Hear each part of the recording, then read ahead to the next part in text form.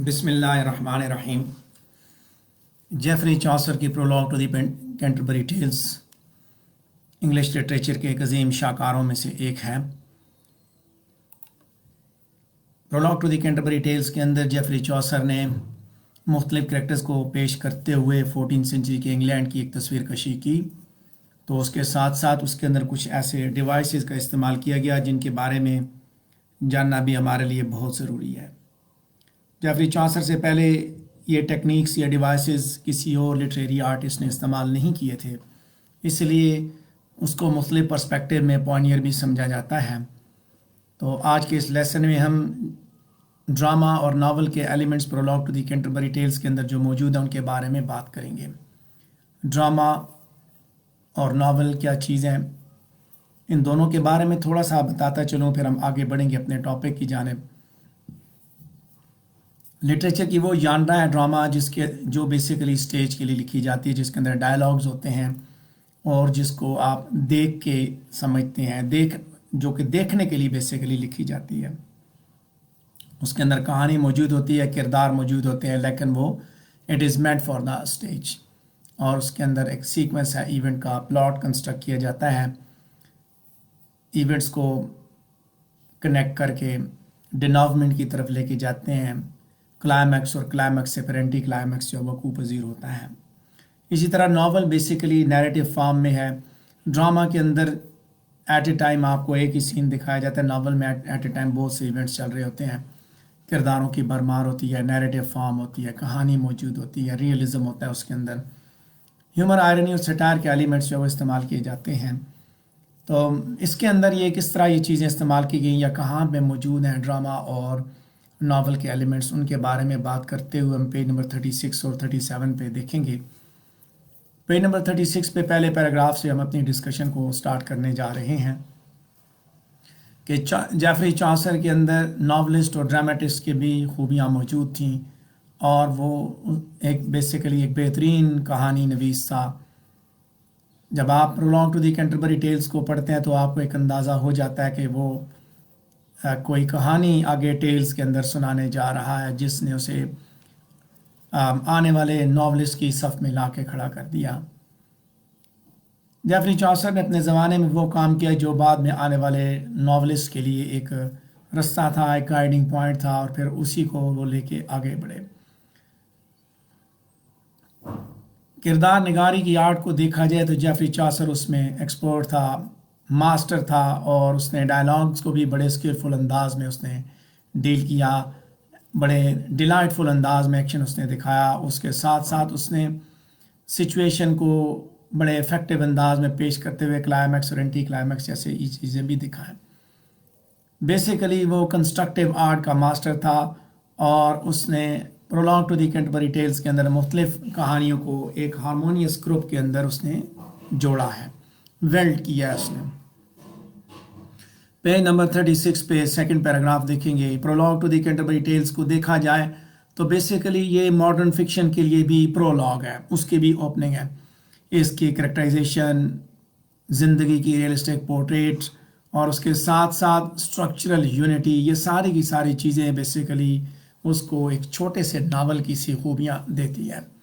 अगर हम गोल्डस्मिथ का 30%, फील्डिंग का 50% और सर वाल्टर स्कॉट का 20% हम इकट्ठा करें तो उस कंपाउंड को हम देखें तो 14वीं सेंचुरी के स्पिरिट के साथ, तो हमें ये अंदाज़ा होगा कि ये शायद जेफरी चॉसर की लिखाई हुई है। यानी कि 30% गोल्डस्मिथ जो है वो जेफरी चॉसर को फॉलो करता है, 50% फील्डिंग जेफरी चॉसर से चीज़ें उठाता है, वाल्टर स्कॉट भी 20% वहाँ से उठाता है। सो आप ये समझ सकते हैं कि ये चॉसर था जिसने इन सब के लिए एक मशाल राह पैदा की, उसने रास्ता दिखाया, गाइडिंग लाइंस दिखाई, और यही चीज़ें आने वाले नॉवलिस्ट के अंदर भी नज़र आती हैं। अब नॉवलिस्ट के हिसाब से अगर देखा जाए तो जेफरी चॉसर के अंदर क्या खूबियाँ थी उनके बारे में हम तीसरे पैराग्राफ में बात करेंगे कि एक नॉवलिस्ट की तरह जेफरी चॉसर जो है आर्ट ऑफ डिस्क्रिप्शन और नरेशन का एक मास्टर था। प्रोलॉग के अंदर उसकी जो पोर्ट्रेट्स हैं वो किसी भी ह्यूमन कॉमेडी के हिसाब से नो लेस विविड है, यानी कि उसके मुकाबले की चीज़ें हैं। नैरेटिव स्टाइल जो प्रोलॉग के अंदर आप देखते हैं, बेसिकली वो एक इनइमिटेबल प्रेसिजन और एनवीएबल लिटरेरी स्टाइल से पेश किया गया। पिलग्रिम्स का जो सेंट्रल इंसिडेंट है, जो कि एक ट्रैवलर्स का पूरा बैंड जो है उसको जोड़ता है, जब आप उसको देखते हैं इंटर रिलेटेड है आपस में सारे के सारे किरदार, तो ये एक ड्रामा के से किरदार नज़र आते हैं। जेफरी चासर का स्टार्क रियलिज्म और कंप्लीट ऑब्जेक्टिविटी, ये वो चीज़ें जो कि एक मॉडर्न नॉवलिस्ट या रियल ड्रामेटिस्ट किसी भी ज़माने का उसके अंदर मौजूद होती हैं। बात यह है कि चासर जो है हमारे सामने बड़ा वाज़ेह हो जाता है प्रोलॉग के अंदर कि उसके अंदर एक नॉवलिस्ट के से टैलेंट्स मौजूद हैं और साथ साथ वो एक ड्रामेटिस्ट की खूबियाँ भी रखता है। प्रोलॉग के अंदर आपको ऐसा लगता है कि जैसे शेक्सपियर की सोलिलोक्वीज़ हैं, ब्राउनिंग की मोनोलॉग्स हैं या इंटीरियर मोनोलॉग्स हैं, जिस तरह वो किरदार आपस में बोलते हैं। इसके साथ साथ जेफरी चासर अपनी ज़ात को वहाँ पे नेगेट करता है। उसकी negative capability basically true artist की जो एस्थेटिक क्वालिटीज़ है उनको मैच करती हैं। और जहाँ वो एक अच्छा स्टोरी टेलर नज़र आता है, वहीं साथ साथ वो एक बेहतरीन प्ले राइट भी नज़र आता है। जेफरी चासर जिस खूबी से किरदार निगारी करता है, उसके हिसाब से देखा जाए तो जेफरी चासर के अंदर बड़ी खूबियाँ मौजूद हैं। जेफरी चासर के लिटरेरी वर्क के अंदर आपको जहाँ ड्रामेटिस्ट की सी खूबियाँ नज़र आती हैं, वहीं साथ साथ आपको नॉवलिस्ट की खूबियाँ भी नज़र आती हैं। तो नॉवलिस्ट की खूबियों को भी हम देख रहे हैं। साथ साथ पेज नंबर 36 पे हमारा चौथा पैराग्राफ चलेगा कि जेफरी चासर के वर्क्स के अंदर, लिटरेरी वर्क्स के अंदर ड्रामा और एलिमेंट्स के बीज बोए जा चुके थे। जेफरी चासर उस ज़माने का राइटर था जब ना तो ड्रामा एग्जिस्ट कर रहा था ना ही नावल था। अगर चासर शेक्सपियर के ज़माने का राइटर होता, उसका हम असर होता, तो लाजमी बात है कि उसने ड्रामाज भी लिखे होते, और अगर वो हेनरी फील्डिंग के ज़माने का होता तो उसने नावल्स भी लिखे होते। इन दोनों की पार जो है वो कैंटरबरी टेल्स के अंदर इम्प्लिसिट है, और यही चीज़ उसके इस इनकम्पेरेबल वर्क के अंदर एक रिचनेस का एलिमेंट ऐड करती है। सारी टेल्स के अंदर ना सिर्फ क्रिएशन है, बल्कि वहाँ पे किरदारों का इंटरप्ले और क्लैश भी जेफरी चासर ने दिखाया। पिलग्रिम्स जो है हमारे लिए जो प्रोलॉग के अंदर दिखाए गए हैं, वो जेफरी चासर ने बड़े ज़बरदस्त अंदाज में डेवलप किए, फिर उनको उसने एलाबरेट किया, और उसके साथ साथ फिर वो बड़ी ब्यूटीफुल कंसिस्टेंसी के साथ अपने किरदारों को लेके आगे बढ़ता है।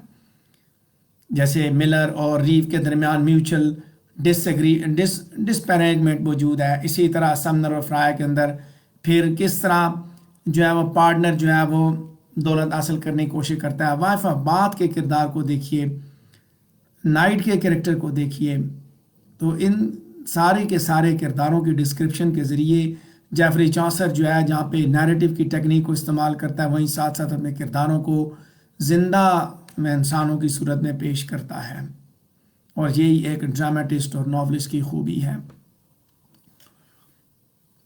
पेज नंबर 36 पे हम सेकंड लास्ट पैराग्राफ देखेंगे। जेफरी चासर को यकीनन एक पोएट समझा जाता है, लेकिन इसके साथ साथ ये भी देखा जाए कि वो इंग्लिश नॉवलिस्ट के साथ उसका ज़्यादा जो है वो रिलेशन नज़र आता है बामुकाबले ड्रामेटिस्ट के, बामुकाबले पोएट्स के।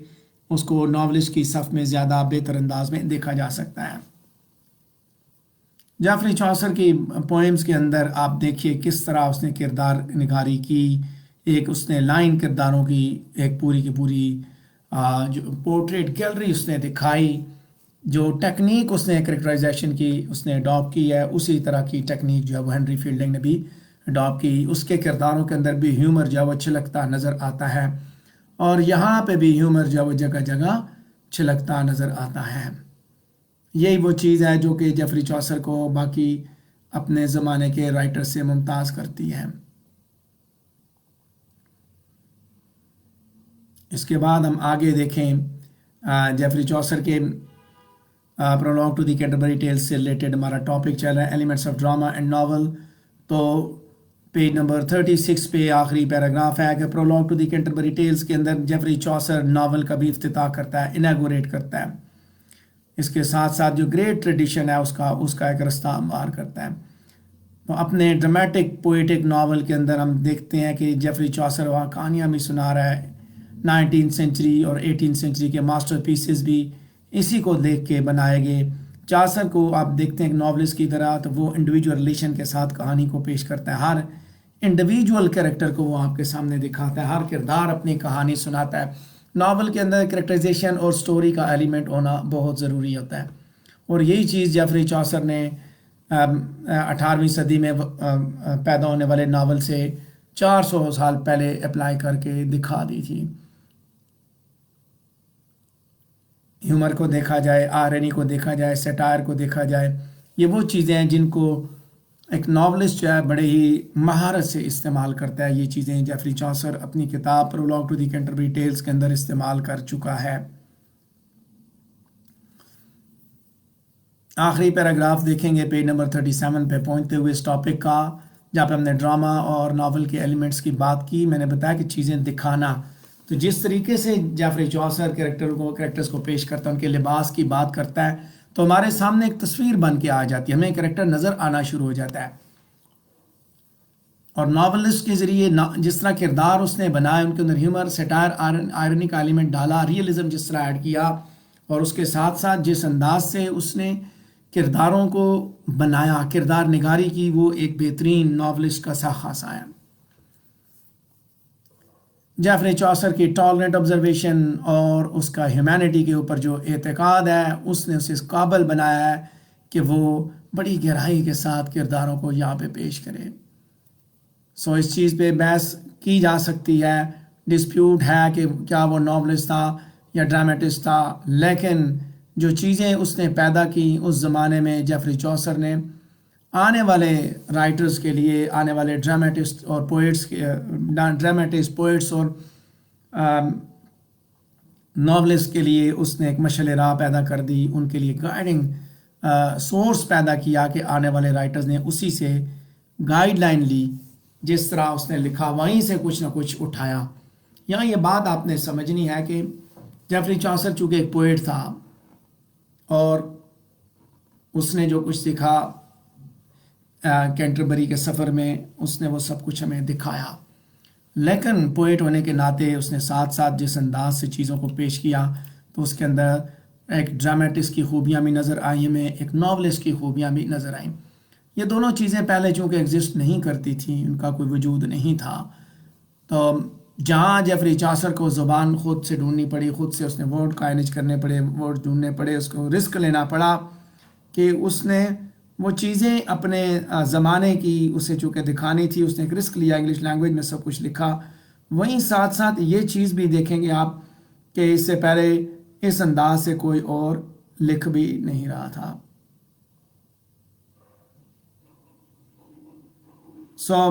جیفری چوسر نے prologue to the Canterbury Tales کے ذریعے آنے والے ادیبوں کے لیے ایک رستہ ہموار کیا. اسی وجہ سے اس کو انگلش لٹریچر میں سب سے پہلے پڑھنے کے لیے پیش کیا جاتا ہے، کہ تاکہ اس کو پڑھ کے آپ کو ایک اندازہ ہو کہ انگلش لٹریچر کی ابتدا کہاں سے ہوئی، تو جیفری چوسر جیسے پوئٹس نے کیا کنٹریبیوٹ کیا اس کے لیے. تو اسی کے ساتھ ہمارا یہ ٹاپک بھی کمپلیٹ ہوا. اگر آپ کے ذہن میں کوئی سوال ہے تو آپ پوچھ سکتے ہیں.